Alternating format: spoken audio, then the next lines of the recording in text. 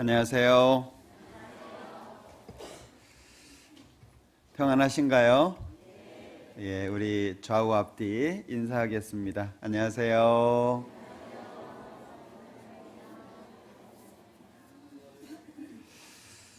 날씨가 아직은 좀 쌀쌀한 것 같습니다. 건강 조심하시고 또 이 추워졌다가 따뜻해질 시기에 또 환절기라고 얘기하잖아요. 건강을 조심하셔야 될 것 같아요. 잠깐 같이 기도하겠습니다. 우리를 사랑하시는 자비로우신 주님, 참으로 감사합니다. 세상 모든 사람들 가운데 먼저 불러서 구원해 주시고 천국의 소망 가운데 오늘을 살며 주님의 말씀 가운데에서 순종하고 또 주님이 기뻐하시는 일을 행할 수 있도록 기회를 허락해 주신 것 참으로 감사합니다. 예수님께서 우리 죄를 십자가에서 영원히 용서하셨고 천국의 소망을 허락해 주셨습니다.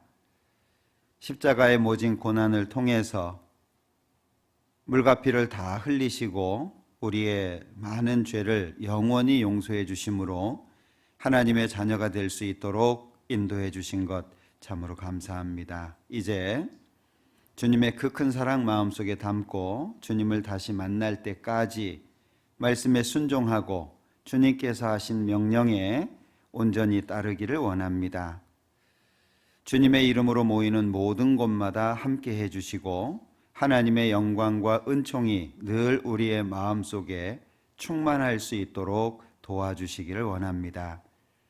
지금 이 시간에도 해외에서 수고하시는 많은 선교사님들과 함께하는 가족들 그리고 동역자 형제자매님들이 있습니다. 기억해 주셔서 어려운 환경 또 위험한 환경 가운데에서 보호해 주시고 동일한 하나님의 능력으로 온전히 복음을 전할 수 있도록 축복해 주시기를 원합니다. 우리 서울 강서교회 또한 하나님께서 기억해 주시고 한 사람 한 사람 일일이 보살펴 주셔서 모든 어려움 가운데 주님과 동행하고 주님으로 말미암아 승리할 수 있도록 도와주시고 혹여 육신적으로 경제적으로 신앙적으로 어려움을 겪는 분들이 있다면 일일이 그 마음 하나님께서 위로해 주시고 붙잡아 주시기를 원합니다. 오늘 모든 시간 친히 함께 해 주시고 각 사람 마음속에 합당한 은혜로 채워주시며 우리의 마음에 다짐하고 또 하나님의 말씀을 더욱 알아가며 하나님의 말씀 앞에 순종할 수 있도록 우리의 마음을 움직여 주시기를 원합니다. 모든 시간 함께 해주시기를 원하면서 언제나 우리를 사랑하시는 예수님의 이름으로 기도합니다. 아멘.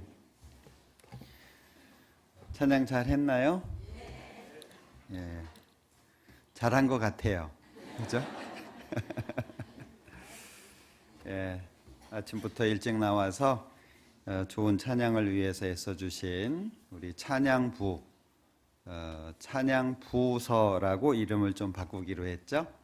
예, 많이 기도해 주시면 좋겠습니다. 감사합니다. 욥기 2장 찾아보죠.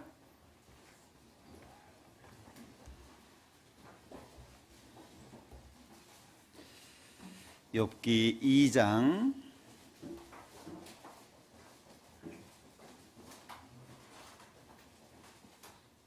7절입니다. 욥기 2장 7절. 사단이 이에 여호와 앞에서 물러가서 욥을 쳐서 그 발바닥에서 정수리까지 악창이 나게 한지라.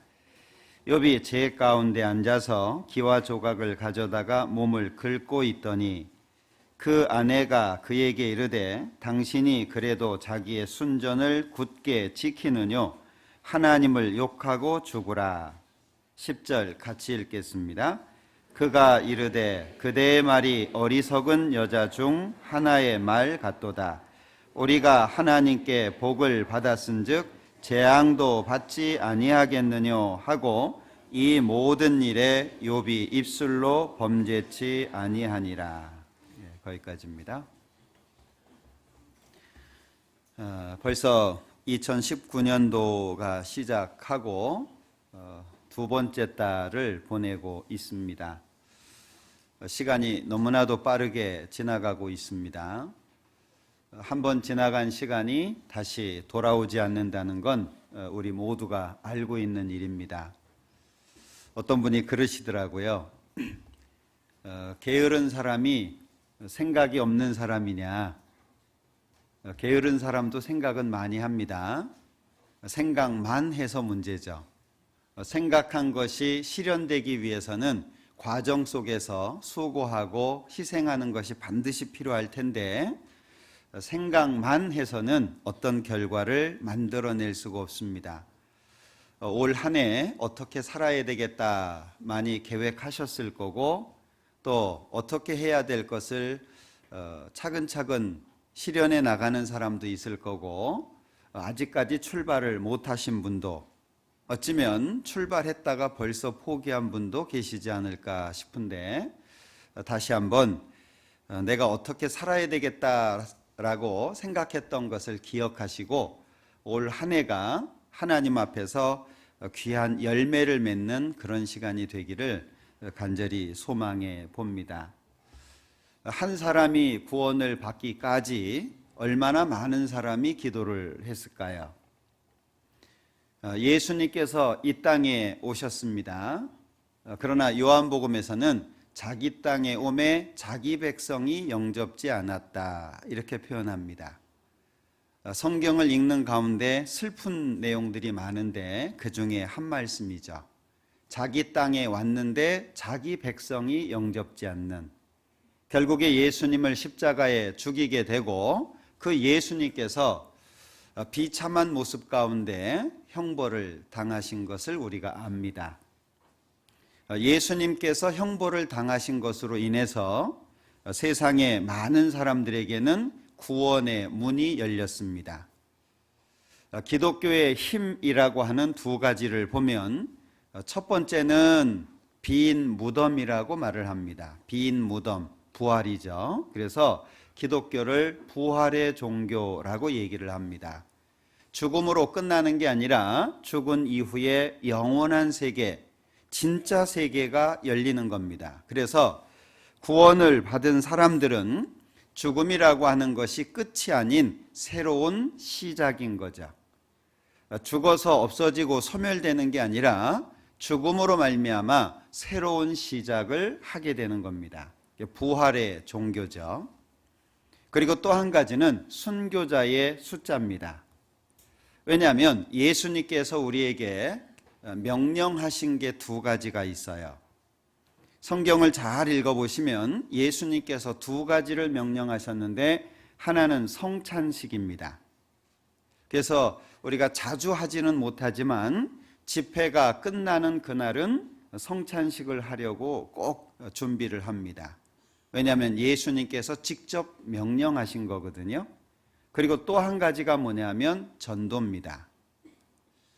예수님이 직접 명령하신 것이 전도인데 여기 잡아놓으시고 마태복음 28장을 한번 보죠.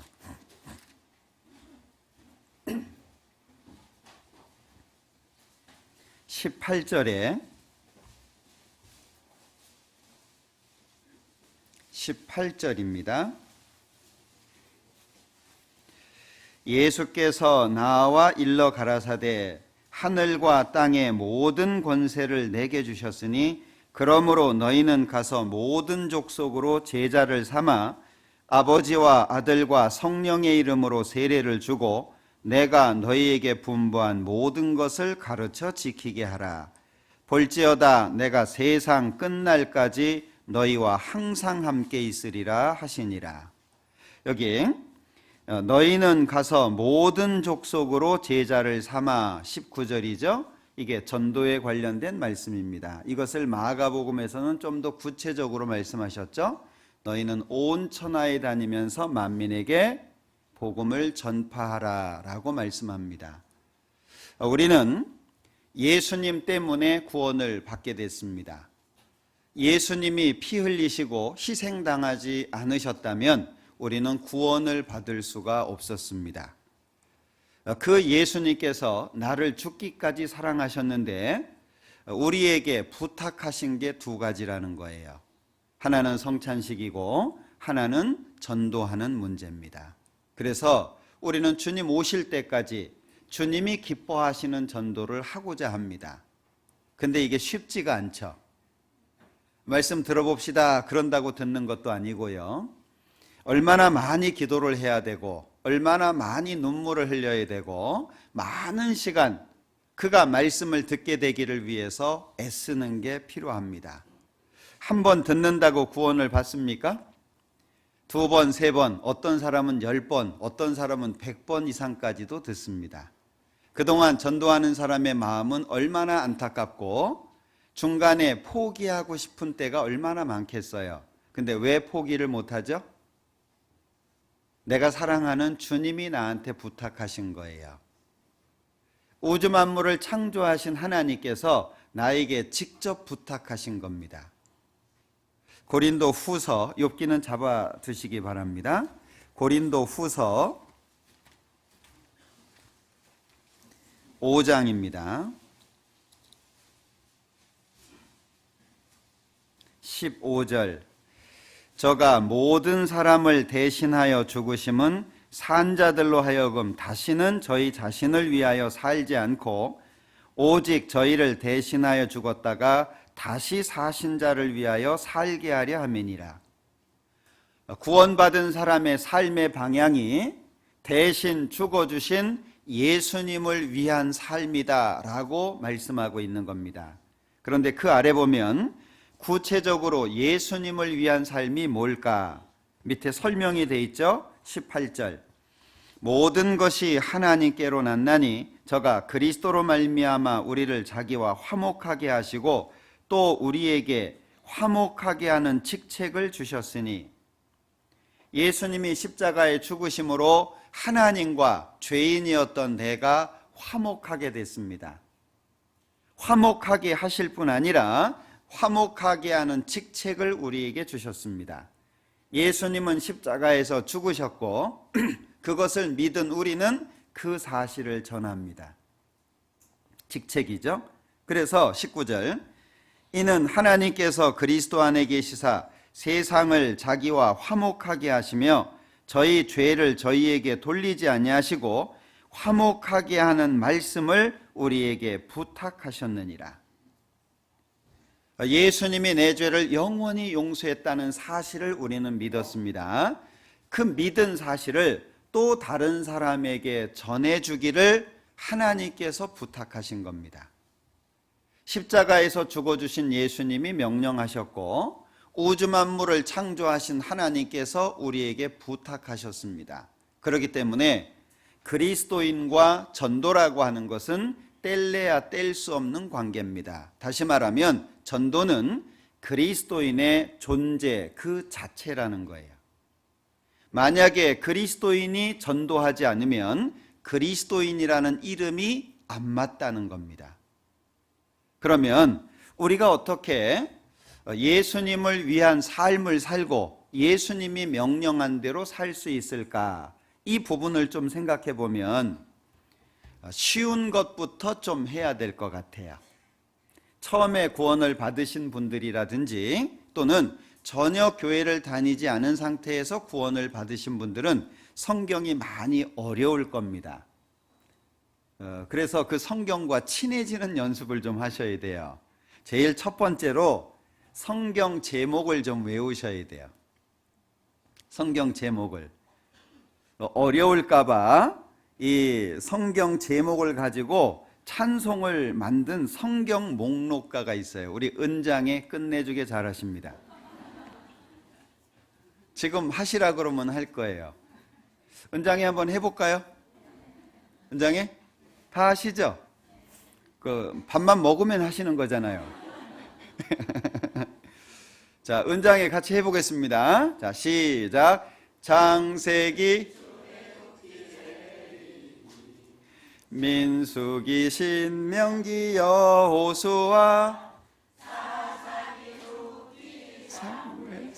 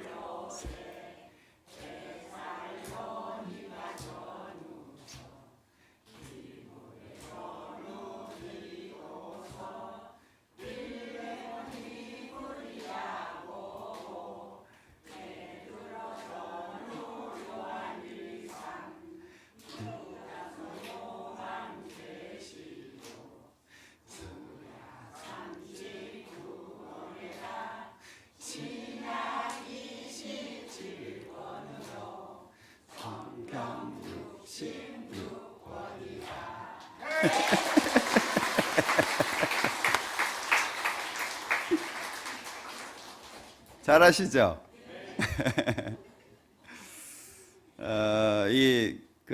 곡까지 붙여가지고 그 성경 이름을 외우는 그 노래가 있어요. 그거를 좀 참조하시고, 특히 성경 맨 앞에 보면, 성경 맨 앞에 구약 성경, 신약 성경 전체 성경 이름이 나와 있습니다. 대부분의 성경이 맨 앞쪽에 보면 66권의 성경 이름을 기록해 놓고 있기 때문에 요걸 참조하셔가지고 보시면 좋을 것 같아요. 성경은 가능하면 큰 글씨가 좋습니다. 작은 글씨는 집중하느라고 피곤해요. 가능하면 큰 글씨를 보시는 게 좋은데 이동하기에 좀 불편하기는 하지만 성경을 더 잘 볼 수 있는 것이 큰 글자입니다. 그래서 성경을 고르실 때에는 밑에 뭐 복잡하게 이런저런 설명이 있는 것보다 활자체가 눈에 잘 들어오고 그 활자가 큰 것을 찾는 게 아주 중요합니다. 그 성경을, 좋은 성경을 좀 가지셨으면 좋겠고, 성경에는 성경 제목이 있잖아요. 세 가지로 분류를 할 수 있습니다. 성경 제목을 세 가지로 분류할 수 있는데, 첫 번째는 사건 중심의 이름입니다. 창세기, 그럼 뭐가 중심이 된 거죠? 창조 사건이 중심이 된 겁니다. 출애굽기, 그러면 이집트에 종살이했다가 모세를 따라 나오게 되죠. 그 출애굽 사건이 강조되어 있는 겁니다. 그러니까 성경 제목은 사건 중심으로 되어 있는 게 있고, 또 하나는 사람 이름으로 제목이 된 겁니다. 여기 예레미야, 지금 여기 보면 우리 욥기 찾았잖아요. 사람 이름을 뜻하는 겁니다. 그리고 또 한 가지는 지역 이름을 따서 제목을 삼았어요. 갈라디아서, 에베소서, 빌립보서, 골로새서, 이런 것들은 지역 이름을 딴 겁니다. 그래서 성경 이름이 세 가지 정도로 구분될 수 있다. 이걸 좀 아시면, 간단한 얘기들이지만 성경을 처음 접하시는 분들은 성경 자체가 많이 어려울 거예요. 그걸 좀 먼저 기억하셨으면 좋겠고, 두 번째는 성경은 원본이 있고 사본이 있고 역본이 있습니다. 다 기억 못 하셔도 돼요. 그냥 들으시면 듣는 중에 알게 되는 겁니다. 원본이라고 하는 건 하나님이 말씀하신 걸 직접 받아 적은 걸 말하죠. 지금 하나도 없습니다. 원본은. 왜냐하면 종이가 없었던 시대이기 때문에 보관 상태가 어려워요. 보관하기가 어렵습니다. 짐승 가죽이나 이런 것에 썼기 때문에 쉽게 이게 손상이 됩니다. 그래서 그 받은 원본을 사본으로 만들게 되는데 그걸 필사본이라고 말합니다. 앞에 필자를 뺀 거죠. 사람이 손으로 옮겨 적은 걸 사본이라고 말을 합니다. 그 사본이 지금까지 대략 한 6,000개 정도가 발견이 됐다 그래요. 사본 자체가. 그래서 이 성경 사본을 가지고 우리가 영어도 모르고, 그죠? 특히 이 성경은 히브리어, 아람어, 헬라어 이렇게 기록이 되어 있는데 우리는 히브리어 이게 무엇이요? 먹는 거요? 이런 분도 있을지 모르겠는데 모르잖아요. 그러니까 각 나라 말로 번역이 돼야 되는 거예요. 그걸 역본이라고 합니다. 앞에 번자를 뺀 거죠. 번역본에서 번자를 뺀 겁니다. 마태복음 24장을 찾아보죠.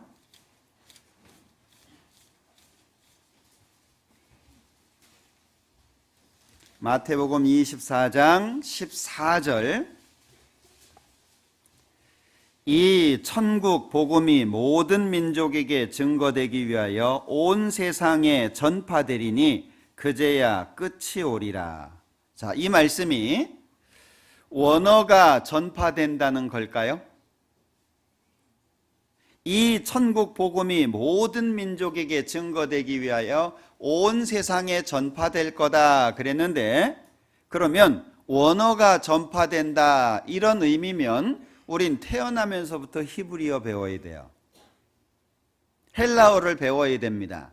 이게 무슨 말씀이냐면 번역본을 인정하시는 말씀인 거예요.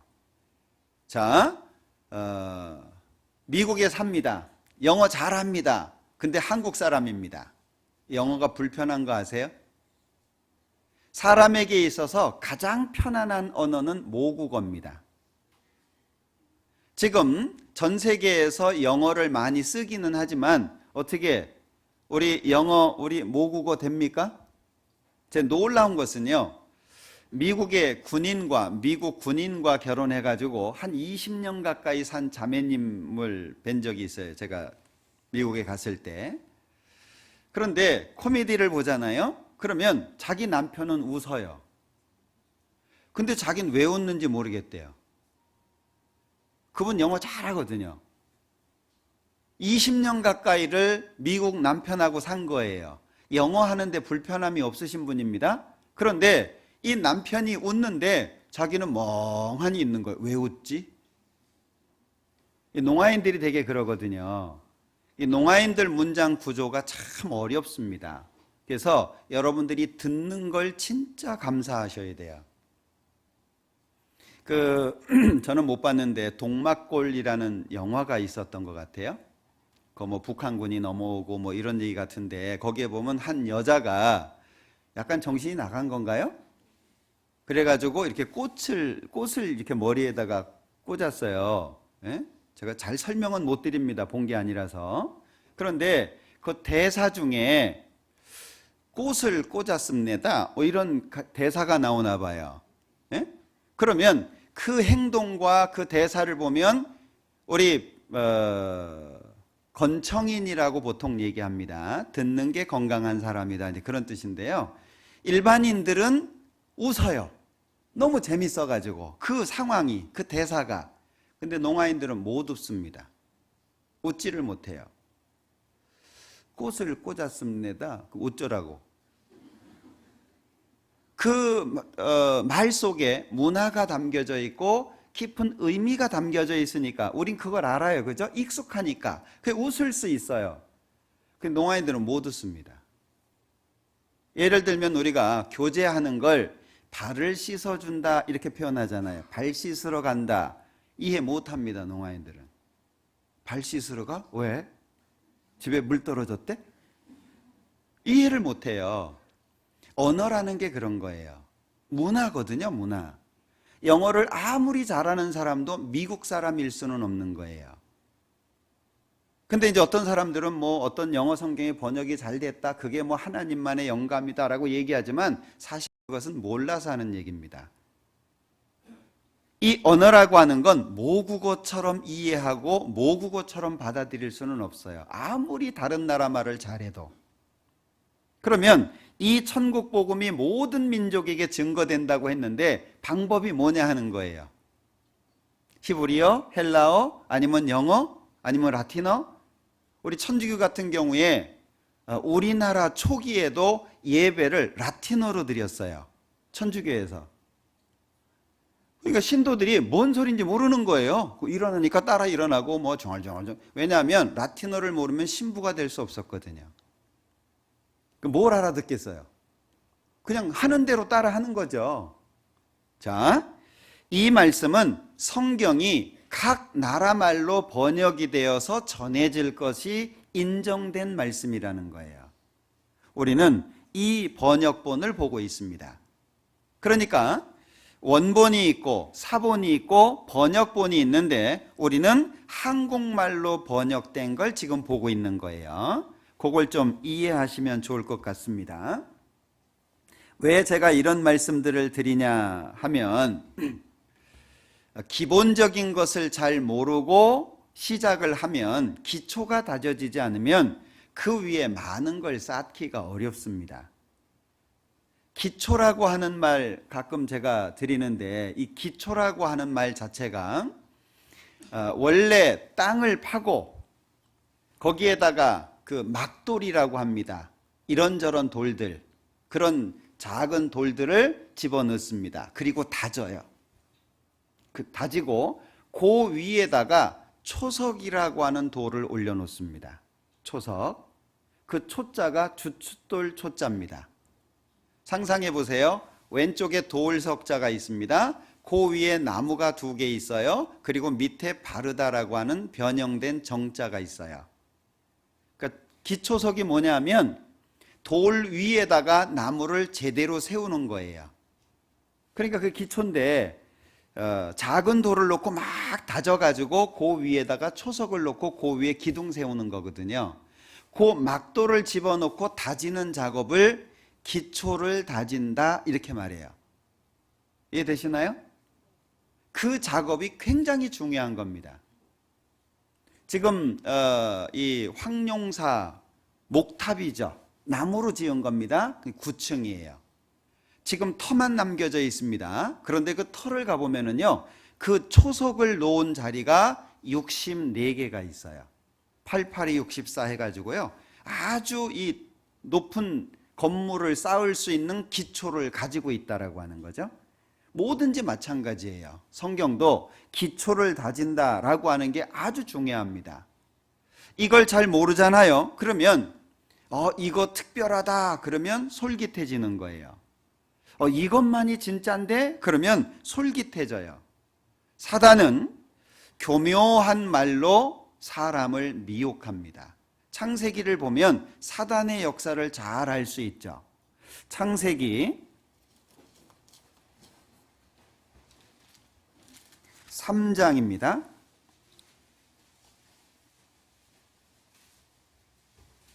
1절 여호와 하나님이 지으신 들짐승 중에 뱀이 가장 간교하더라. 뱀이 여자에게 물어 가로되 하나님이 참으로 너희더러 동산 모든 나무의 실과를 먹지 말라 하시더냐? 이게 마귀가 뱀을 통해서 여자를 유혹하는 장면입니다. 그런데 하나님께서 아담에게 하신 말씀이 있죠. 2장 16절 여호와 하나님이 그 사람에게, 아담입니다, 그 사람에게 명하여 가라사대 동산 각종 나무의 실과는 내가 임으로 마음대로 먹되 선악을 알게 하는 나무의 실과는 먹지 말라. 네가 먹는 날에는 정령 죽으리라 하시니라. 그리고 18절에 여자만 드세요. 그러면 선악과 선악을 알게 하는 나무의 실과 먹지 마라 할 때는 여자 있었어요, 없었어요? 없었어요. 남자한테 하신 말씀이에요. 그런데 뱀이 3장 1절 중간에 보면 하나님이 참으로 너희더러 그랬죠. 하와까지 싸잡아서 얘기한 거예요.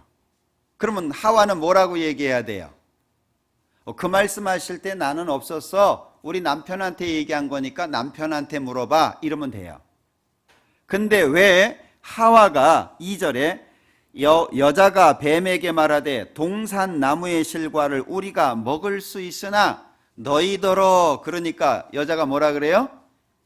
우리가, 이 말이라고 하는 것이요, 틀린 말인데 맞다고 생각하도록 얘기할 수 있어요.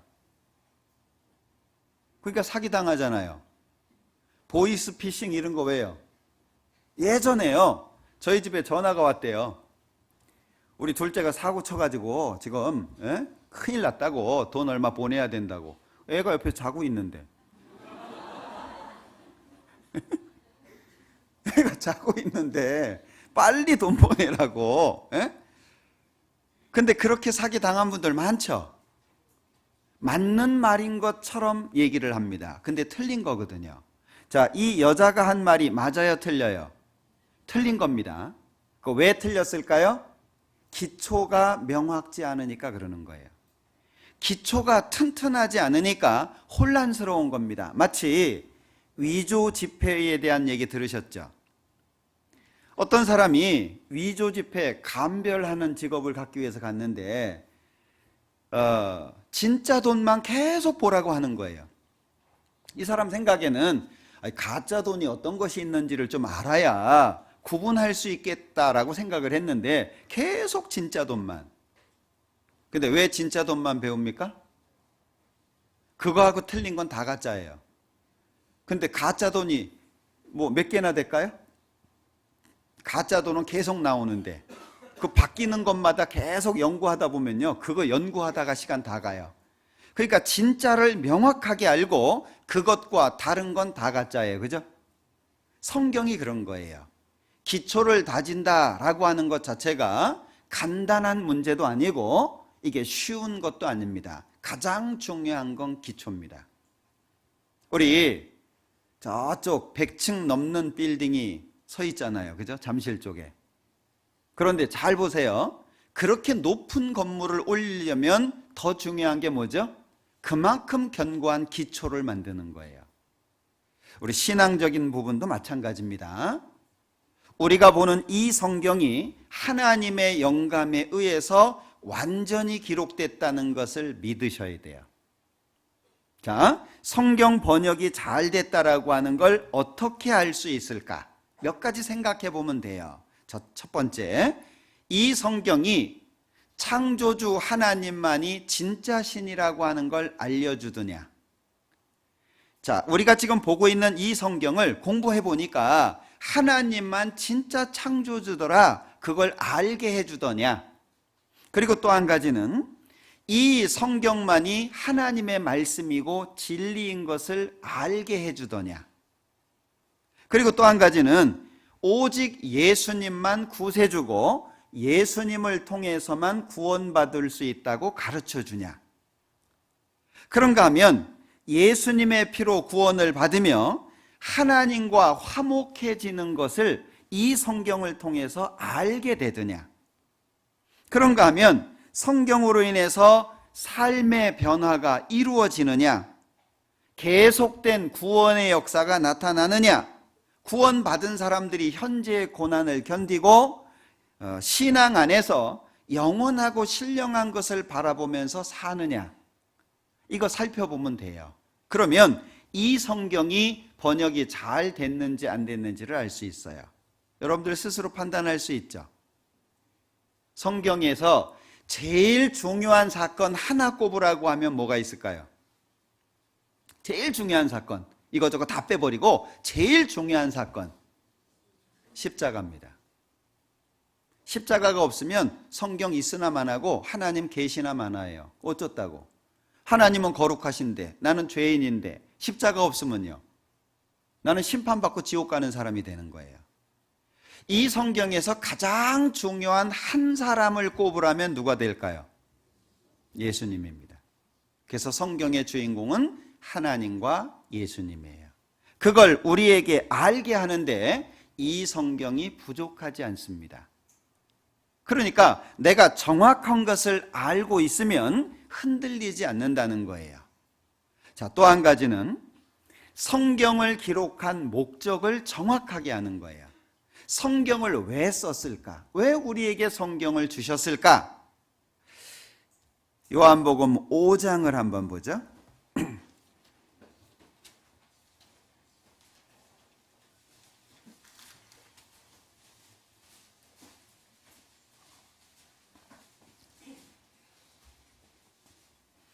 (39절입니다) 같이 읽어볼까요?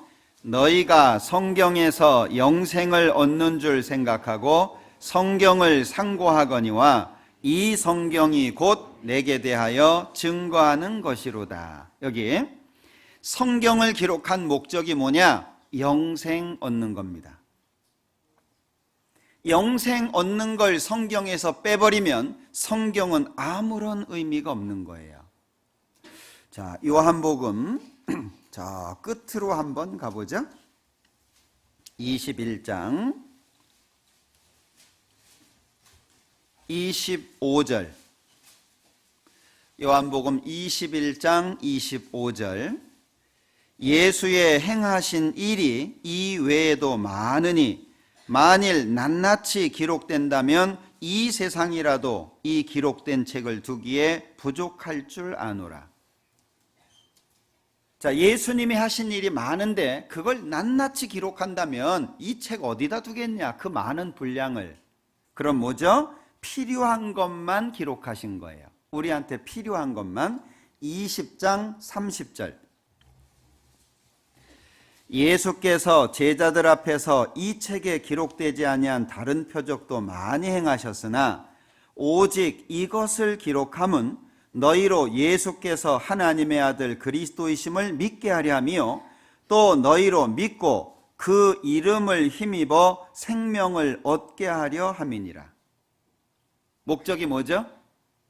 생명을 얻게 하는 것. 그게 성경을 기록한 목적이라는 거예요. 그래서 욥기에서도 이 모든 일을 제3 행하심은, 자, 우리를, 죄인들을 어두운 그 구덩이에서 끌어 돌이켜서 생명의 빛으로 비추는 것, 그게 목적이에요.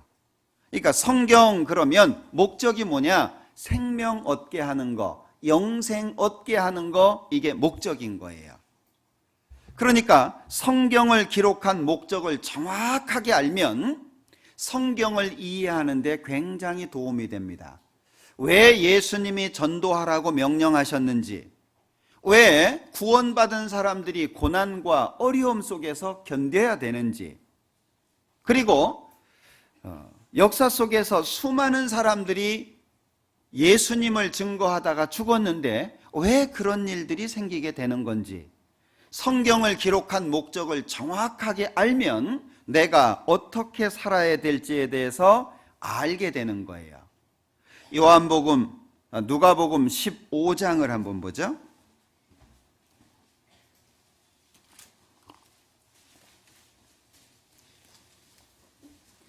누가복음 15장 7절입니다. 같이 읽어보죠. 내가 너희에게 이르노니 이와 같이 죄인 하나가 회개하면 하늘에서는 회개할 것 없는 의인 99을 인하여 기뻐하는 것보다 더하리라.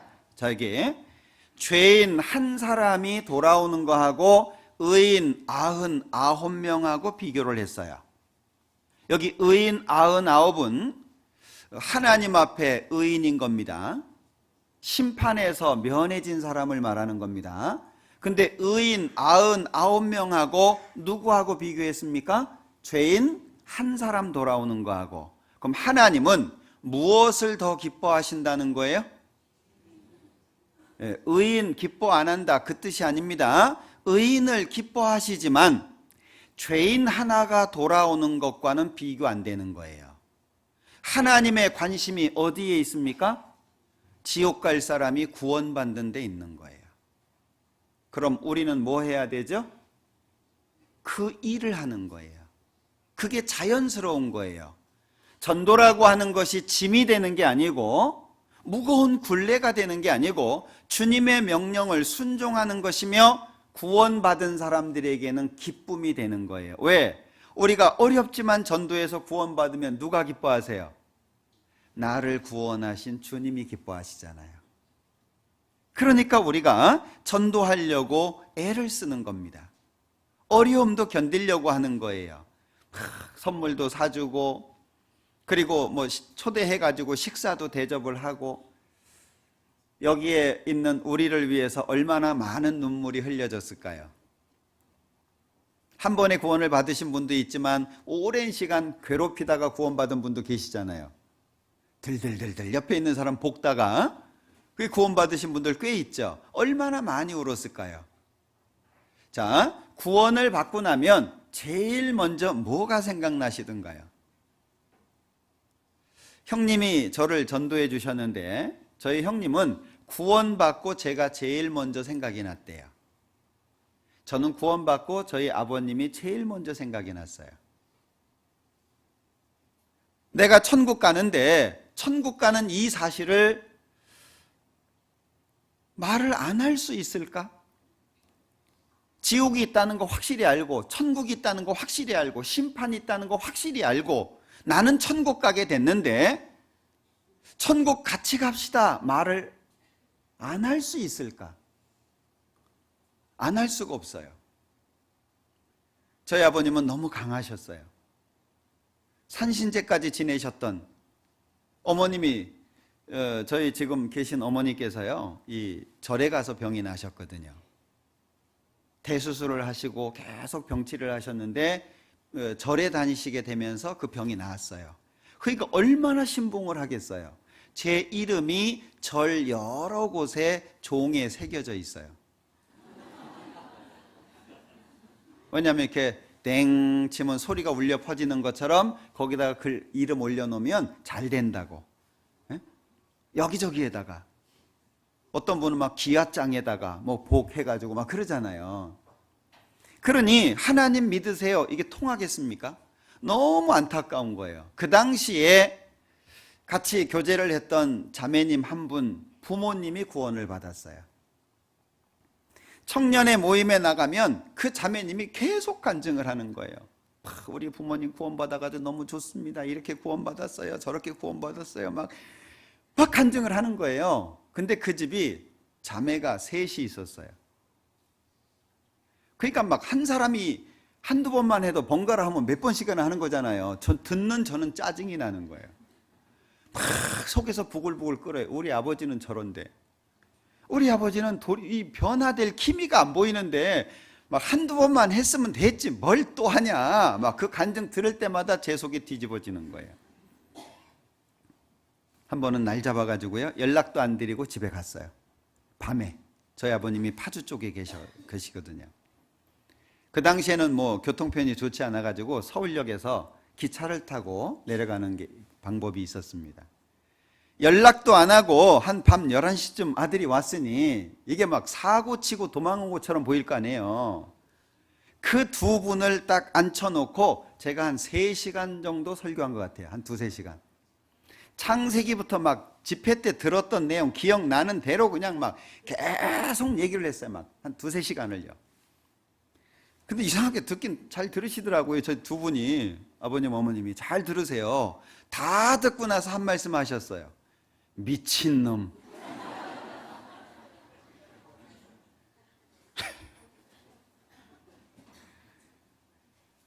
편지도 많이 썼어요.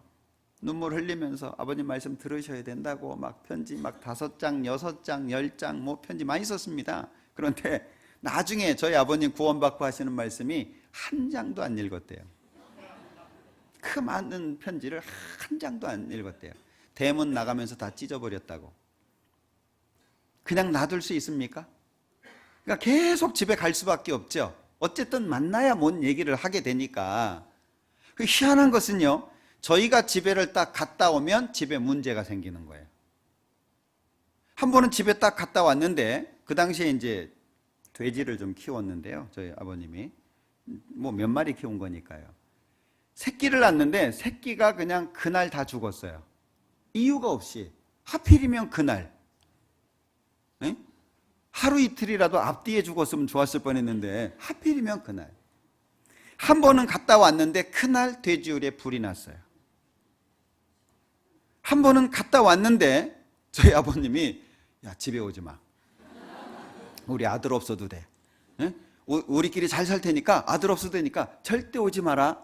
몰랐어요, 왜 그러신지. 나중에 저희 아버님이 구원을 받고 생명의 빛에 간증을 쓰셨는데 그때 알았어요. 서울에서 아시는 전도인이 연락이 왔어요. 아버님이 이런 거 주셨다고. 소금 뿌리셨다며요. 전 몰랐어요. 오지 마라 그래도 계속 저희가 가니까 아버님이 할 수 있는 방법은 액을 떼우는 거예요. 그 방법이 뭐냐? 저희가 왔다 가면 마당에 소금 뿌리는 거예요. 누가 자식이 왔다 갔는데 재수 없다고 마당에 소금 뿌리겠어요? 막 그렇게 막 일이 많았거든요.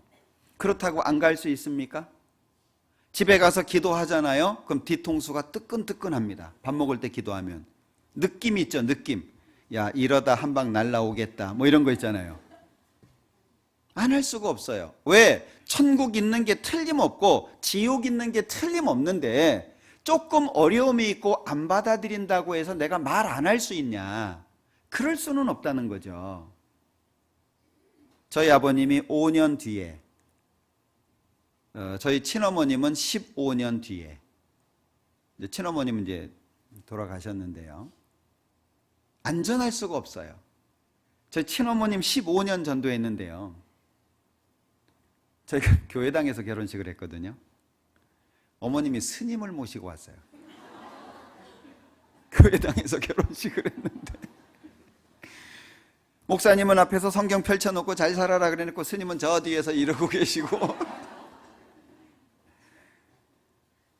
저희 어머님 막 절에 그냥 심취해서 사셨던 분이거든요. 새벽 4시만 딱 되면 일어나가지고 불경 읽어요. 불교 그 노래가 있어요. 참불가라고. 불러요. 그럼 4시예요. 얼마나 열심히 하셨는지. 15년 동안 얼마나 싸웠겠습니까?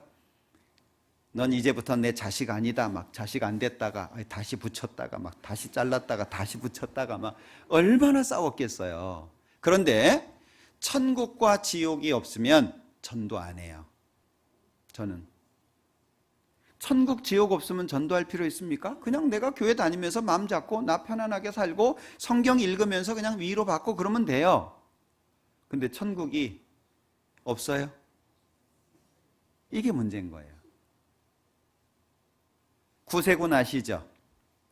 세상을 구원하는 군대, 그래서 구세군이라고 하는데요. 거기는 목사라는 호칭을 안 써요. 전부 군대식 용어예요. 그 구세군을 세운 윌리엄 부스라고 하는 사람이요, 어느 날 술 주정뱅이하고 다툼을 합니다. 술 주정뱅이가 물어요. 야, 정말 천국이 있냐? 있다. 지옥도 진짜 있냐? 있다. 근데 술 주정뱅이가요, 야, 진짜 천국과 지옥이 있다면 나는 너처럼 전도 안 해. 그 말에 충격을 받았어요. 윌리엄 부스가. 정말 천국이 있고 정말 지옥이 있는데 그 모양이냐, 이제 그런 얘기잖아요. 지옥이 있으니까 전도하는 거고 천국이 있으니까 전도하는 거잖아요. 천국 지옥 없으면 전도할 이유가 없어요. 그러니까 하나님께서 죄인 하나가 회개하면 회개할 것이 없는 의인 99명을 인하여 기뻐하는 것보다 더 기뻐하신다고 그렇게 표현이 되어 있는 거예요.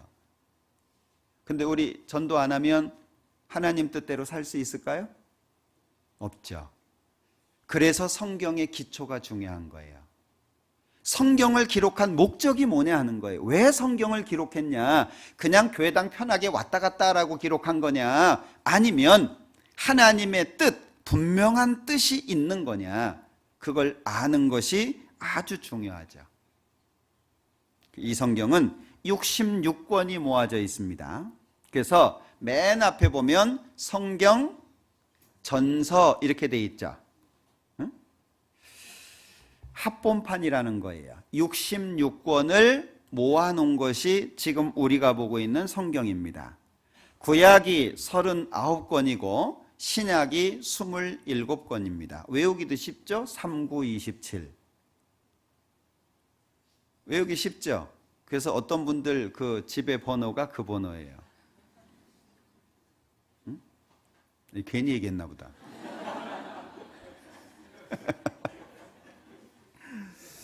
자, 그런데 이 구약 성경 39권은 세 가지 정도로 분류가 됩니다. 세 가지 정도로. 처음에는 역사서라고 하는 게 있어요. 맨 앞에 성경 이름 나와 있는 그 표지 있죠? 거기를 한번 찾아보세요. 그러면 창세기부터 에스더서까지, 창세기부터 에스더서까지가 역사적인 기록을 기록해 놓은 겁니다. 역사서 이렇게 말합니다. 그 다음에 욥기, 시편, 잠언, 전도, 아가 요 5권을 맨 앞에 찾으셨어요? 제가 이렇게 준비하게 된 이유가 저도 좀 쉽게 가고 들으시는 분도 쉬워야 좋을 것 같아서 수준을 무시하는 건 아닙니다. 저 목사가 내 수준을 이렇게 낮게 보나 이러지 마세요. 저도 뭐 별로 수준이 없는 사람이니까 저도 편하게. 자, 창세기부터 에스더서까지가 역사서. 그 다음에 욥기부터 아가 이 5권이 시적인 표현이다. 그래서 시가서 이렇게 구분을 합니다. 시가서. 그 다음에 이사야부터 말라기까지를 예언서 이렇게 말합니다. 예언서. 하나님께서 선지자들에게 하신 말씀들을 기록해 놓은 겁니다. 그러면 39권이 묘하게 17, 5, 17 이렇게 되죠. 맞나요? 17, 5, 17 뭘 알 수 있죠? 하나님의 섭리가 있다는 거예요. 성경이 기록이 되고 성경이 모아지는 과정 속에서도 하나님의 섭리가 있고 하나님께서 간섭하신 게 있다는 거예요. 그냥 막 모으다 보니까 이렇게 모아졌다 그런 얘기가 아닙니다. 성경은 하나님의 권위, 하나님의 의에서 간섭되고 섭리되어져서 우리 앞에까지 온 거예요. 자, 구약은 그렇게 분류가 됩니다. 그 다음에 신약 성경을 보면 마태복음부터 요한복음까지 4권이 나오죠. 이걸 복음서 이렇게 표현해요. 맨 뒤에 복음이라는 단어가 반복해서 나오죠. 복음서. 배고프신 분은 볶음서 이러시면 안 됩니다. 자, 마태복음부터 요한복음까지를 복음서 이렇게 구분을 합니다. 그 다음에 사도행전이 나오죠. 요 사도행전은 역사서에 해당되는 겁니다. 사도들의 행적을 기록해 놓은 것이 사도행전입니다. 그 다음에 로마서부터 시작해서 유다서까지 잘 보이고 계시죠? 자, 여기 로마서에서부터 유다서까지를 서신서 이렇게 구분합니다. 편지 형식입니다. 이 당시에 말씀을 전하는 사람들이 많지 않았기 때문에 필요한 내용들은 편지로 적어가지고 회람 돌려보도록 한 겁니다. 그래서 여기 로마서부터 유다서까지를 서신서 이렇게 구분을 합니다. 그리고 요한계시록은 요한 빼고 계시록 또는 묵시록, 예언과 관련되어 있는 겁니다. 이게 신약 성경은 이렇게 구분이 되어 있습니다. 그러니까 구약과 신약이 어떻게 구분이 되는지, 그래서 성경의 전체적인 흐름을 알고 싶으신 분들은 먼저 창세기부터 에스더까지를 읽어야 성경의 역사적인 배경을 이해할 수 있는 거예요. 이해되시죠? 예. 너무 교실에서 공부하는 분위기 같은가요?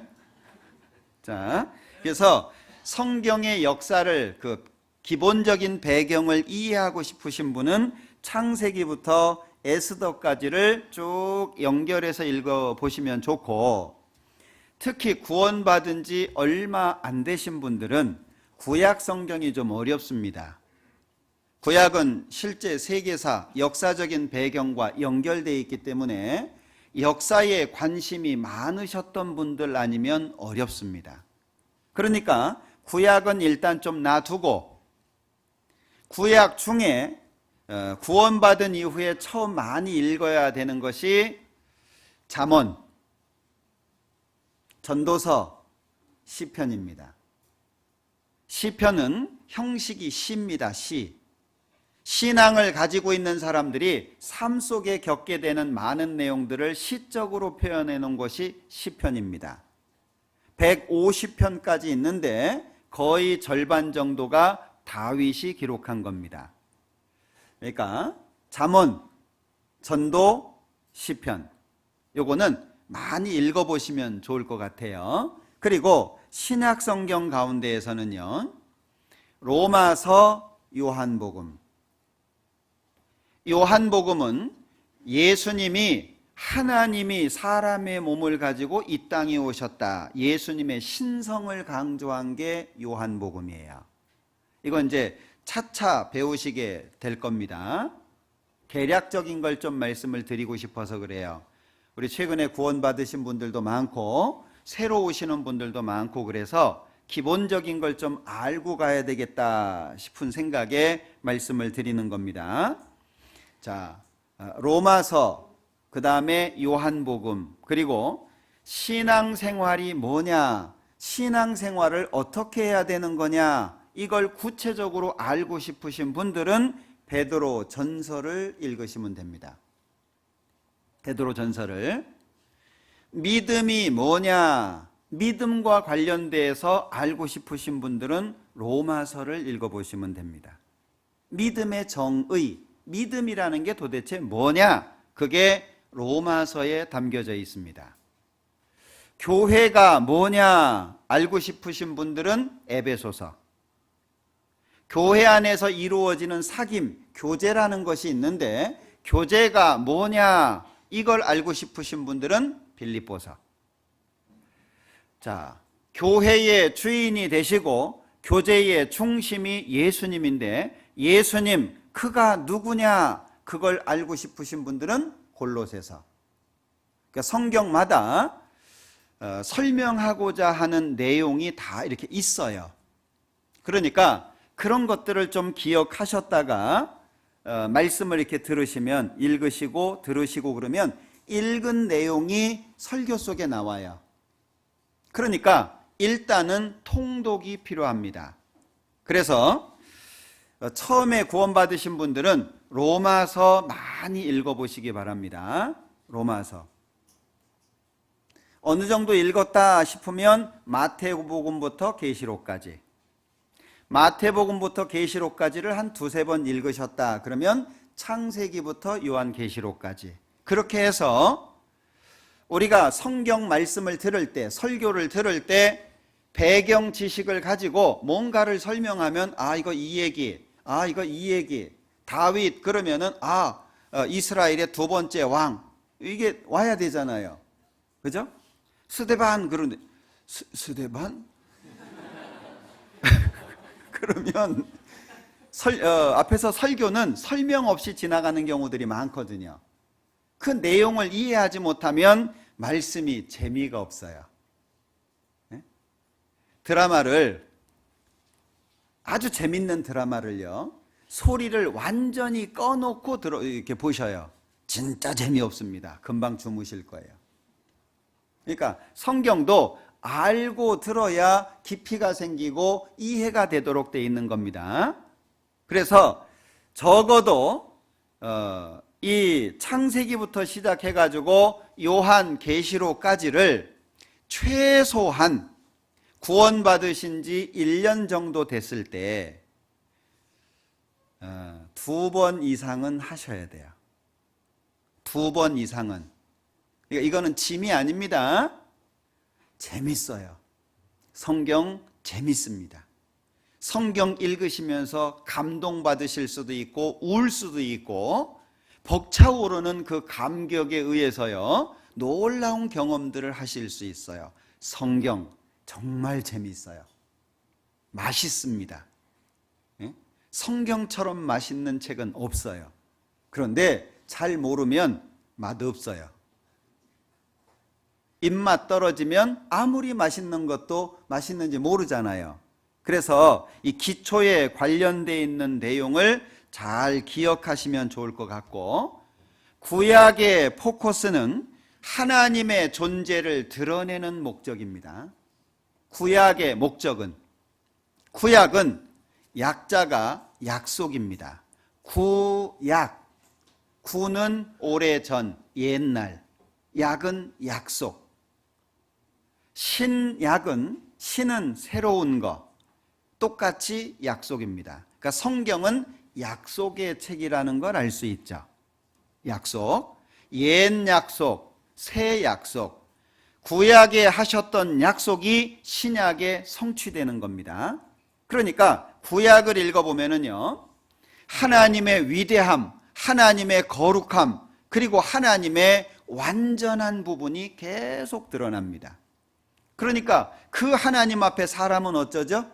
계속 심판받는 내용, 죄 짓고 벌 받고 죄 짓고 벌 받고, 그게 구약에 계속 나와요. 그걸 통해서 뭘 말하죠? 너희가 할 수 없기 때문에 예수님 보내주겠다. 그게 구약이에요. 한마디로 얘기하면 구약은 하나님의 존재를 설명하고 있는 겁니다. 그럼 신약은 뭐냐? 구약의 예언의 중심이 예수님인데 예수님이 이 땅에 오셔서 구약을 완성하셨다. 그게 신약이에요. 이해되시죠? 제가 가능한 쉽게 말씀을 드리고 있는 건데 이해되시는 거죠? 근데 얼굴이 왜 그래요? 그래서 구약은 하나님의 존재를 나타내는, 신약은 예수님의 성취를 드러내는 두 부분으로 이렇게 나누어져 있다라고 이해하시면 되겠습니다. 누가복음 1장 한번 보자.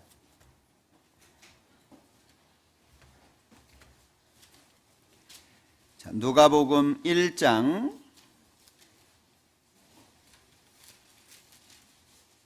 1절입니다.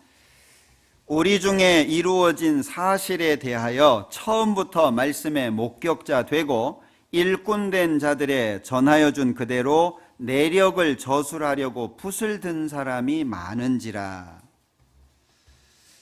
자, 성경을 기록한 사람들이 많습니다. 그리고 성경 외에 이제 나도 들었어, 나도 이런 거 알고 있어, 많은 사람들이 쓰기 시작합니다. 그러니까 지금 우리가 보고 있는 성경을 정경이라고 합니다. 정경, 인정된 성경, 즉 하나님의 말씀이라고 인정되었다라는 66권입니다. 그런데 이 정경 외에 카톨릭에서는 외경이라고 하는 걸 포함시켜 놨어요. 외경이라고 하는 것은 바깥 외자를 썼습니다. 한자로. 그러니까 정경이라고 볼 수 없다. 하나님의 영감에 의해서 기록됐다고 볼 수는 없다. 그러나 그 외경을 통해서 당시의 역사적인 배경이나 또는 그 당시를 이해하는 데 자료가 된다. 하나님의 말씀이라고 인정할 수는 없지만 과거 그 당시의 상황이나 역사적인 배경을 이해하는 데 도움이 된다. 그래서 외경 따로 모아놨어요.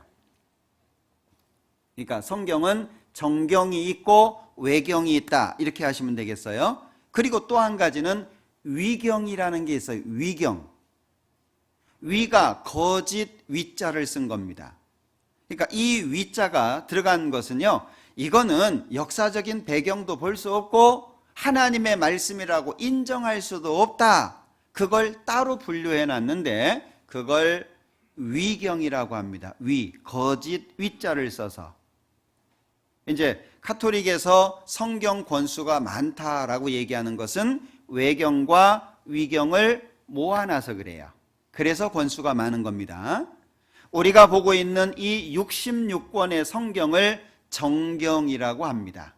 하나님이 주신 말씀이라고 인정된, 그걸 따로 분류해 놓은 거죠. 여기 누가복음 1장에 말씀하신 것처럼 2절 끝에 붓을 든 사람이 많았다 그랬는데, 자, 이쪽에 쓴 것도 인용하고 저쪽에 쓴 것도 인용하고 이게 안 맞는 거예요. 많은 이단자들이 나오기도 하고. 그래서 성경을 하나님의 말씀이라고 인정되는 것만 분류해야 될 필요성이 생긴 거예요.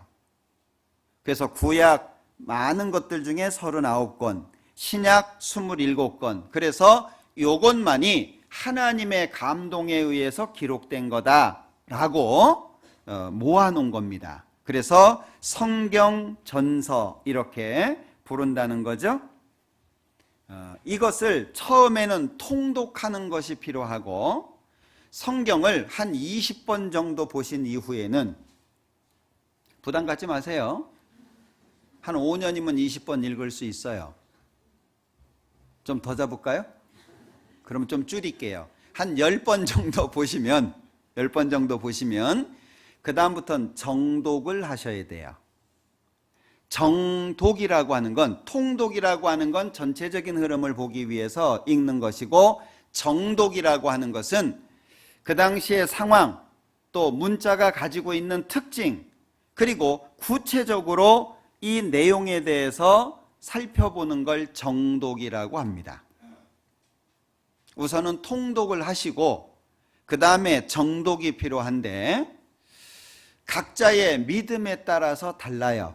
어떤 분은 계속 쭉 통독만 해도 되는 분이 있고 어떤 분은 정독이 필요한 분도 있고 그래요. 그런데 성경을 읽으실 때 주의하셔야 될 것이 있어요. 이 성경을 읽으실 때 이 성경은 어려운 것이 덜어 있다 그랬어요. 자 봐요. 하나님의 지혜는 무궁하다 이렇게 표현되어 있는데 이 성경을 우리 지식으로 100% 이해할까요? 어떻게 생각되세요? 이해 못합니다. 그 중에 하나가 삼위일체라는 거예요. 그 중에 하나가 한 분인데 세 분이에요. 우리 지난주인가요? 설교 기억나세요? 호텔 얘기도 하시던데 제가 지방에서 올라오면서 그 설교 듣고요, 야 우리 식구들 머리에 땀 좀 났겠다. 에? 무한대. 예, 저는 개념이 무한대 곱하기 무한대는 그 자체가 무한대예요. 저는 뭐 더 깊이 계산을 하고 이거는 저는 뭐 관심도 없고 그분은 뭐 그쪽의 전문가니까 이제 그렇게 설명을 하신 건데 어떤 분에게는 깊이 있는 지식이 필요하고 어떤 분에게는 일반적인 지식만으로 충분한 분도 있어요. 그걸 잘 본인이 구분을 하셔야 됩니다. 아유 뭐 성경 읽기 싫은데 뭐 일반적인 거면 됐지 이건 또 안 돼요. 아 나는 성경 한번 파봐야지 문 걸어 잠그고 그냥 막 단어 가지고 파면은요 눈만 나빠집니다. 그러니까 내가 신앙생활을 하고 하나님을 사랑하고 내 삶이 변화되는 데에 필요한 게 성경이에요. 청년들은 좀 팔 필요가 있어요. 청년들은 그래서 우리 큰 활자 성경이 있습니다. 큰 활자 영어 성경하고 한글 성경하고 같이 있는 것도 있고요. 청년들은 그걸 사면 좋겠어요. 그리고 영어에는 뭐 애저녁에 관심 없다 그러면 큰 글자만 사셔도 됩니다. 근데 청년 때는 성경을 좀 더 구체적으로 배울 필요가 있어요. 왜? 지식에 대한 욕구가 많잖아요. 그죠? 그때는. 근데 우리 어머님들이나 은장애 같은 경우에는요 사실 삼위일체 필요 없어요. 그죠? 삼위일체 없어도 돼. 그건 이 젊은 사람들 학구적인 욕구가 큰 분들이나 이제 그런 쪽으로 관심이 있지. 여러분들 봐봐요. 애가 셋인데 남편이 일찍 돌아가셨어요. 애 키우느라고 정신없는 분한테 삼위일체 필요할까요? 은혜 되겠어요? 교리적인 거 필요하겠습니까? 그분에게는요 하나님 당신 편이다. 하나님 당신 지켜보고 있다. 하나님이 당신 뒤에 있다. 당신 하나님 백으로 힘차게 살면 된다. 하나님은 위로자다. 돕는 자다. 하나님은 내 편이다. 그게 더 위로가 안 되겠어요? 그러니까 성경이 필요한 것은 각 사람의 믿음의 분량에 따라서 다르다 그 얘기예요. 그런데 믿음의 분량을 넘어서면 문제가 생겨요. 삼위일체 말씀을 드렸는데 그거 계속 파면 성경하고 멀어집니다. 왜? 설명이 안 돼요. 이 세계에서는 설명이 안 돼요. 차원이 다르다는 얘기를 제가 말씀드렸죠. 차원이 다르다. 예를 들어서 운동을 하는데 수준이 차이가 나요. 그 수준이 차이가 나는 거하고 차원이 다른 거하고는 틀리죠. 이해되시죠? 수준이 차이가 나는 거는요 나보다 조금 잘해. 나보다. 그런데 차원이 다른 건 아예 포기하는 거예요. 아유 난 쟤처럼 못해. 쟤는 사람이 아니야. 차원이 다르다고 얘기하잖아요. 자, 이 세상 우리가 살고 있는 차원에서 이 성경을 100% 이해한다? 절대 불가능합니다. 그래서 이 베드로서에 보면 이 성경에 알기 어려운 것이 들어있으니 그중에 무식한 자들과 굳세지 못한 자들이 다른 성경과 같이 그것도 억지로 풀다가 멸망으로 가는 거예요. 억지로 풀면 안 됩니다.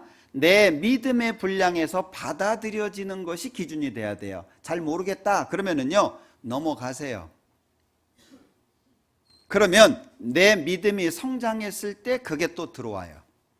너무 조급하게 생각하지 마시고, 그래서 성경을 통독하는 것이 좋겠다. 그리고 성경을 읽으실 때 아주 중요한 게 있는데 시편 119장입니다.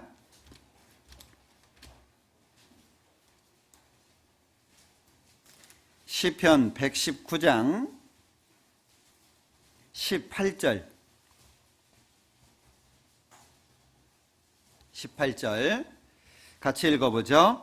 내 눈을 열어서 주의 법에 기이한 것을 보게 하소서. 자, 하나님께서 주신 말씀입니다. 하나님께서 깨닫게 해주시기를 기도해야 돼요.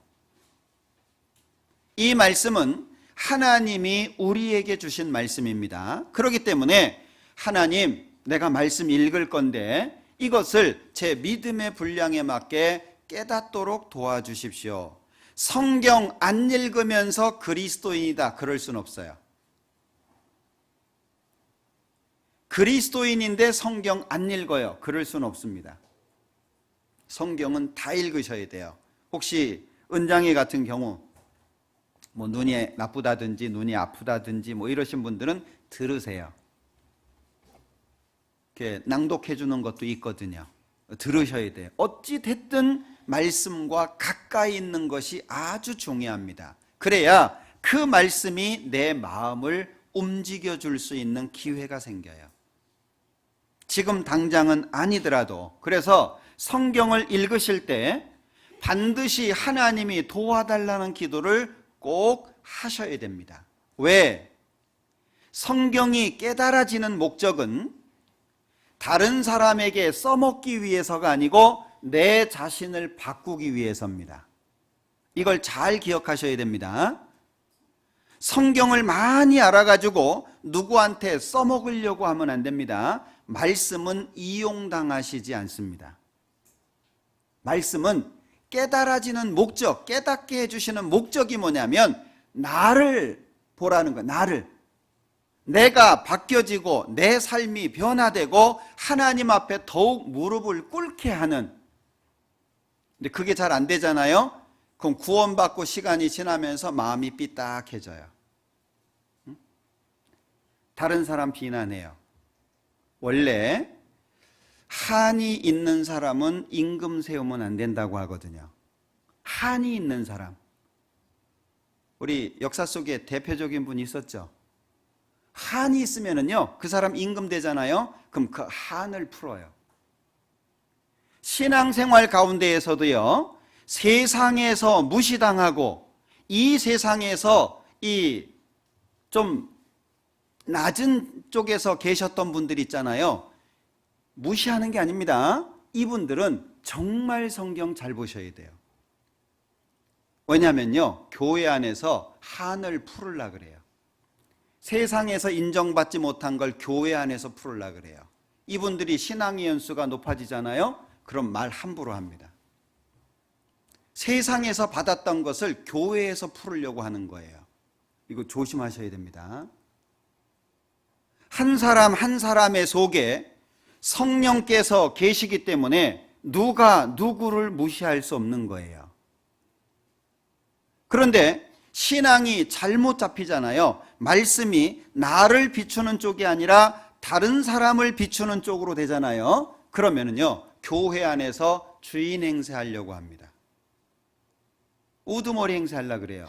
말 안 바꿔지지 않습니다. 성격 안 바꿔지지 않습니다. 정말 하나님이 두렵습니까?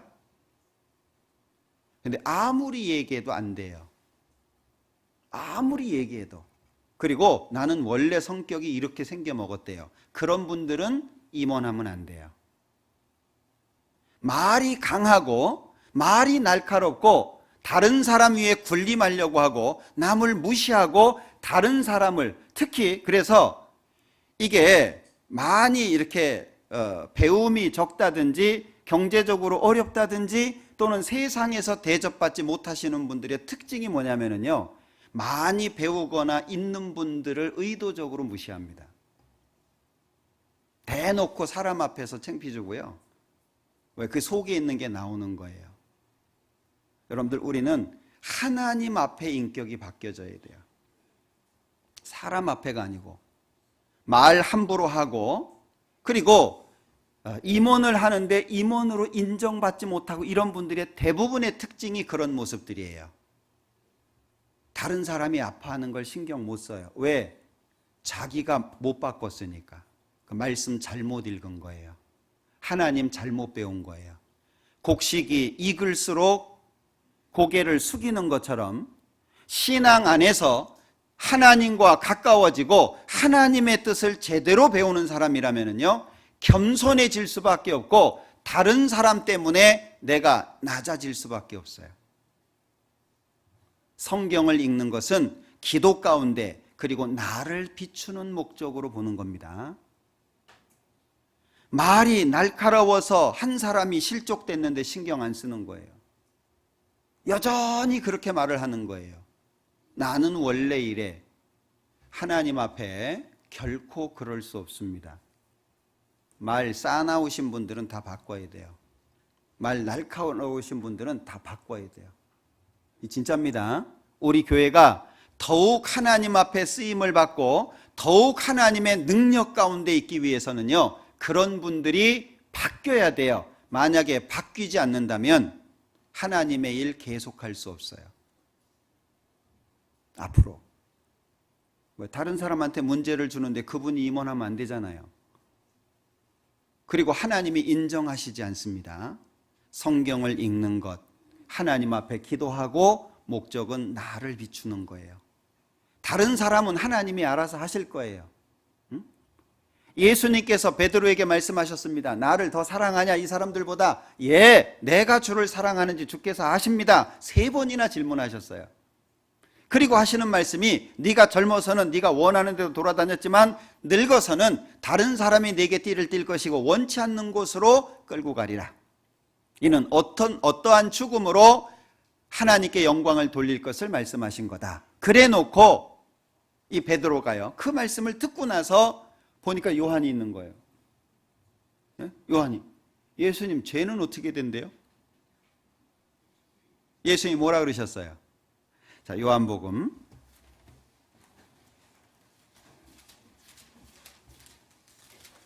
21장입니다.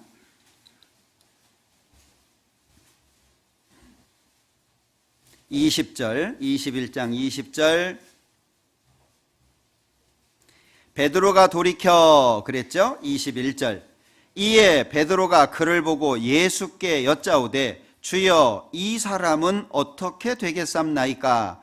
예수께서 가라사대 내가 올 때까지 그를 머물게 하고자 할지라도 네게 무슨 상관이냐? 너는 나를 따르라 하시더라. 예수님, 얘는 어쩐데요? 예수님 뭐라 그랬어요? 너하고 상관없어. 너는 시킨 일이나 해. 이 말씀을 잘 보셔야 됩니다. 이 사람은 어떻게 될 겁니까? 자, 내가 재림할 때까지 요한, 이 사람 살려 놓을지라도 너하고 그게 무슨 상관이냐? 신앙생활은 하나님과 나입니다. 제일 중요한 게. 근데 자꾸 딴 사람 신경 써요. 제가 예전에 봉사회 모임 때도 얘기했습니다. 지나간 거 다 덮어놓고 새롭게 시작하자. 근데 안 되는 거예요. 지나간 거 끄집어내 봐야 그거 아무런 도움이 안 됩니다. 저 사람이 나한테 상처 줬어요. 그거 기억하고 있으면 앞으로의 삶이 잘 될까요? 서로 격려해주고 분위기 만들어주고 하자 그러면 그래 하자 이래야지. 그냥 뭐 나는 나고 너는 너고 뭐 지들이 하는 건데 뭐 내가 꼭 거기 가야 돼? 내가 쟤들하고 함께 해야 돼? 그럼 하나님이 어떻게 역사하셔요? 교회는 하나가 될 때 주님의 역사가 나타나는데 어떻게 하나가 됩니까? 하나님과 1대1의 관계가 올바른 사람들이 하나가 되는 거예요. 그래야 하나님의 뜻이 나타납니다. 그러니까 예수님께서 내가 올 때까지 그를 머물게 하고자 할지라도 내게 무슨 상관이냐? 그 다음에 뭐라고 하셔요? 너는 나를 따르라. 넌 내가 시키는 일 해. 그게 신앙생활이에요. 먼저 구원받은 분들이 다른 사람들을 돌봐주고 신앙생활 잘할 수 있도록 도와주고 하는 건 필요합니다. 그러나 그 개개인이 하나님과의 관계 속에서 변화돼가는 가운데 있는 모든 일들에 대해서는 하나님께 맡기셔야 돼요.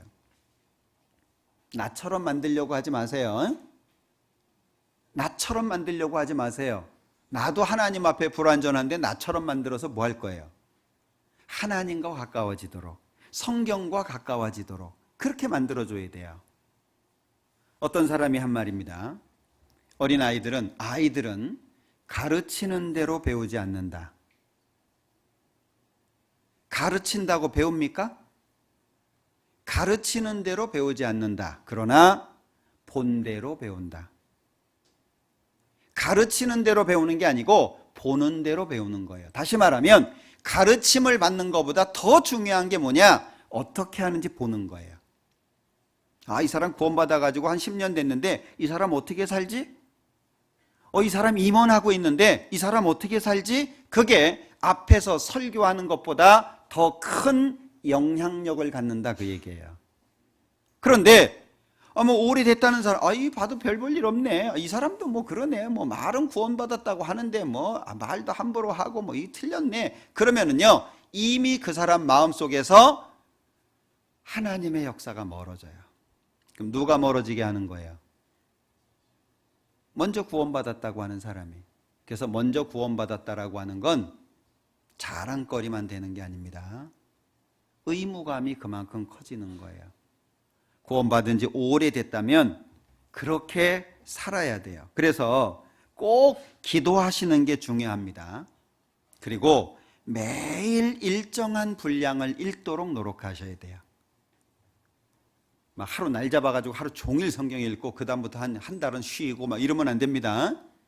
욥기 23장을 보죠.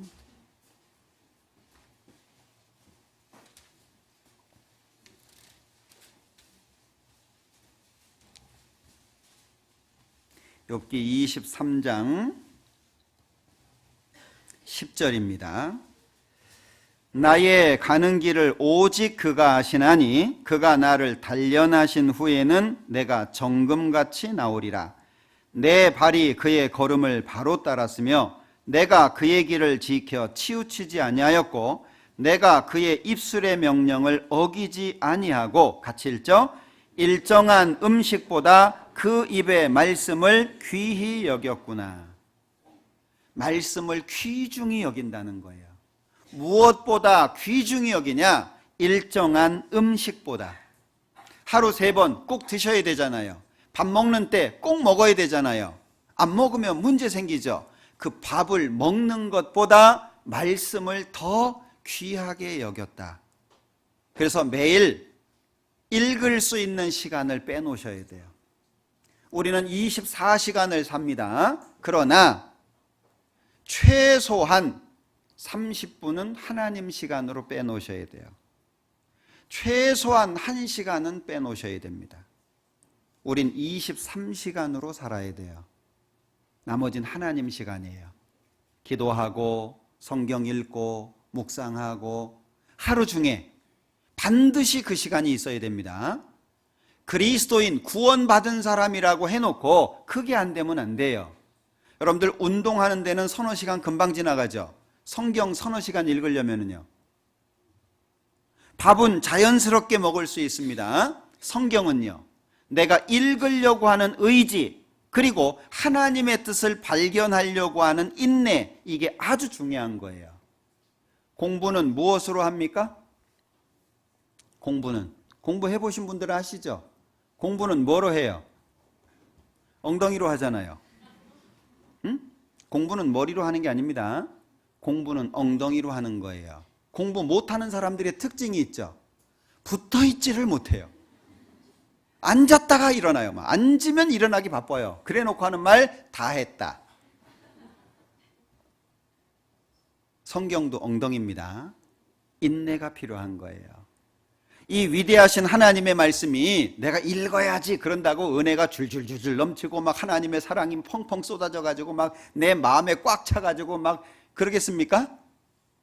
어떤 때는 읽으면서요 졸음하고도 씨름해야 돼요. 그래서 제가 읽는 이 성경 보면은요, 저는 줄을 치면서 읽는데 이 줄이 삐쳐질 때가 있어요. 그때 좋은 거예요. 예? 성경 읽다가 이러면 이렇게 그냥 엇나가는 거죠. 성경 보면 그런 데가 있어요. 아, 내가 요거 읽다가 졸았구나 하고 알 수 있어요.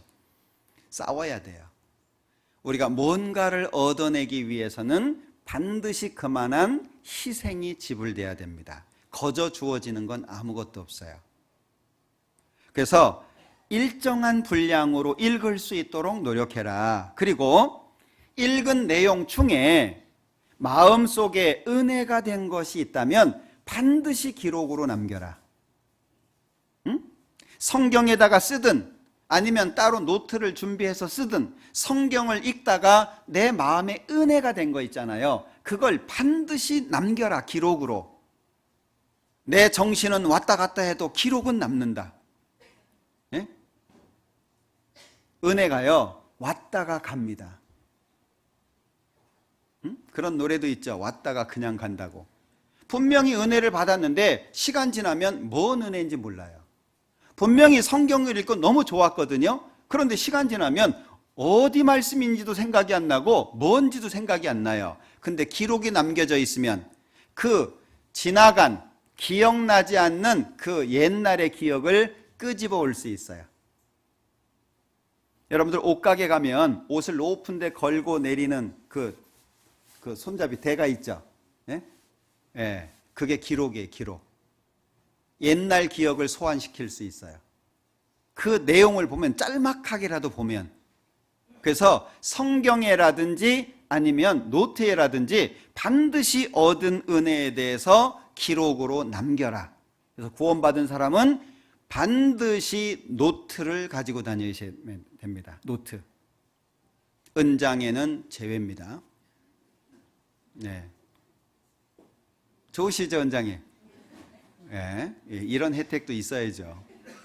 그런데 어머니의 봉사회까지는요, 노트 가능하면 다 갖고 다니셔야 돼요. 그리고 말씀을 들을 때도 기록하셔야 돼요. 저는 일부러 적습니다. 저는 노트를 갖고 다니면서 말씀 들을 때 일부러 적어요. 왜냐하면 전해주시는 그 말씀을 내 것으로 다시 만들어 가지고 적어야 내 것이 돼요. 이해되시죠? 말씀 듣잖아요. 괜찮네 이렇게 지나가면요, 뭐가 괜찮았지? 그런데 들은 말씀을 들으면서 그걸 내 언어로 바꾸는 거예요. 예? 좀 복잡하게 말씀드리나요? 들려지는 말씀을 나만의 언어로 바꿔야 돼요. 그걸 그대로 듣고 지나가 버리면요, 말씀은 많이 들었는데 내게 없어요. 남은 게 없어요. 그래서 내 것으로 만드는 작업. 그러면 집중력이 높아지고 절대 안 주무세요. 은장에 제외하고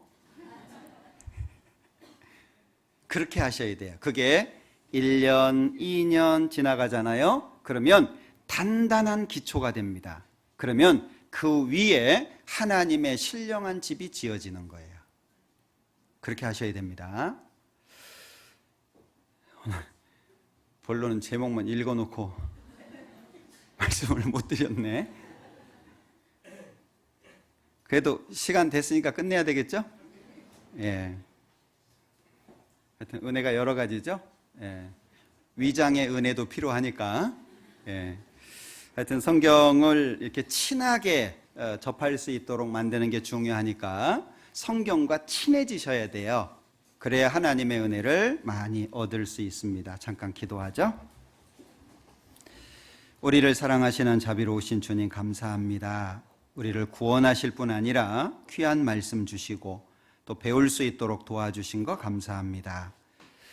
우리를 위해서 고귀한 희생이 지불이 되었고 또 하나님의 큰 은혜가 우리에게 주어졌습니다. 우리 중에 한 사람도 이뤄지지 않도록 도와주시고 하나님의 크신 은혜 가운데에서 믿음을 지키고 복음을 전하고 주님을 사랑하는 모습을 보이며 살 수 있도록 도와주시기를 원합니다. 우리 모두를 기억해 주시고 더욱 말씀 가운데 신앙이 깊어지고 견고해질 수 있도록 축복해 주옵소서. 예수님의 이름으로 기도합니다. 아멘.